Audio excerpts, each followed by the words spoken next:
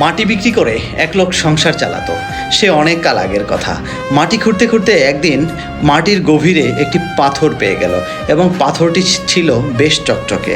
পাথরটি পেয়ে তিনি তার পোষা গাধার গলায় পাথরটি ঝুলিয়ে রাখলেন এবং পোষা গাধাটি নিয়ে একদিন তিনি বাজারে গেলেন।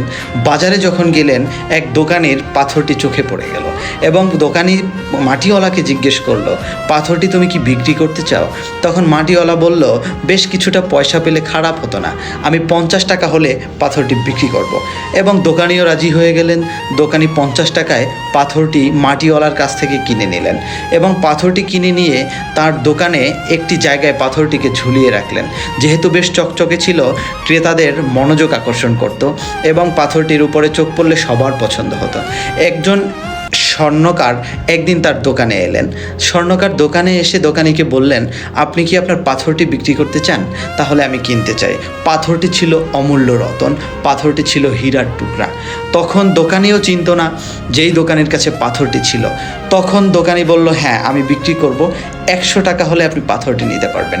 কিন্তু জুয়েলারি দাম করতে করতে 80 টাকা পর্যন্ত উঠেছিল। 80 টাকা যখন উঠে তখন বলল, আমি এ পর্যন্তই দিতে পারবো, আপনি দিলে আমি নিতে পারবো। তখন যেই দোকানের কাছে পাথরটি ছিল তিনি পাথরটি 100 টাকার নিচে দিতে রাজি হলেন না। তখন জুয়েলারি ভাবলো, আগামীকালকে এসে এই পাথরটি আবার নিয়ে যাব। সেদিন তিনি চলে গেলেন। সেদিনই রাতের বেলা অন্য এক জুয়েলারি এসে সেই পাথরটি 100 টাকায় ক্রয় করে নিয়ে গেলেন। সেই জুয়েলারি পরের দিন আবার আসলেন, এসে বললেন, দোকানি আমি তোমার কাছ থেকে সেই পাথরটি নিতে চাই। এবং যখন বললেন তখন দোকানি বললেন, পাথরটি তো গতকালকেই 100 টাকায় সেল হয়ে গিয়েছে। তখন সেই জুয়েলারি বলল, হায় হায়, তুমি এ কী করেছো? তুমি তো দারুণ বোকা লোক, তুমি তো অসম্ভব বোকা লোক। তুমি এই পাথরটি কি বুঝতে পারোনি একটিবারের জন্য? পাথরটি ছিল হীরার টুকরা, পাথরটি ছিল ডায়মন্ড পাথর। তখন দোকানি মুচকি হেসে বলল, আমি বোকা না, বোকা আপনি ছিলেন। আপনি চিনতে পেরেছিলেন এটি হিরে, ডায়মন্ড। আমি বুঝতাম না, জানতাম না এটি হিরে। আমি যদি জানতাম তাহলে রেখে দিতাম। বোকা আপনি ছিলেন। আপনি 20 টাকার জন্য এই পাথরটি আমার কাছে রেখে গিয়েছেন।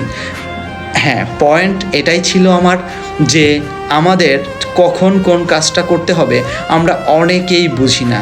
আমাদের পটেনশিয়ালিটি, আমাদের মেধা, আমাদের যোগ্যতা আমরা অনেক সময় সঠিক জায়গায় কাজে লাগাতে পারি না। ধন্যবাদ, দেখা হবে নতুন কোনো ভিডিওতে।